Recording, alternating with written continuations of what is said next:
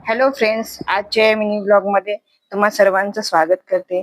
आज सकाळी सकाळी वातावरण आजचं छान होतं, पाऊस वगैरे काही नव्हता आज. आणि आज मुलांसाठी मी नाश्ता बनवलेला आहे, पोहे.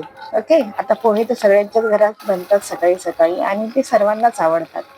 मीही आज पोहेच केले. माझ्या मुलांनाही पोहे आवडतात, बनवायलाही सोपे आणि पटकन बनतात. तर कांदा, जिरा, शेंगदाणे टाकून मी परतवलं. पहिले शेंगदाणे टाकले, म्हणजे शेंगदाणे पहिले टाकल्याच्या नंतर शेंगदाणे असे तेलामध्ये तळल्याने खरपूस होतात छान. आणि नंतर जिरा, हळद, मिरची टाकून पोहे मी परतून घेतले त्यात. आणि माझा मुलगा तिथेच थांबलेला, त्याला पोहे खूप आवडतात आणि तो पोहे होईपर्यंत किचन मध्येच थांबतो, जोर होत नाही तोवर. आणि नंतर मी वरतून कोथिंबीर टाकली आणि थोडा वेळ झाकून ठेवले आणि पोहे झाले तयार. व्हिडिओ आवडल्यास लाईक, शेअर, सबस्क्राईब करा. थँक्यू.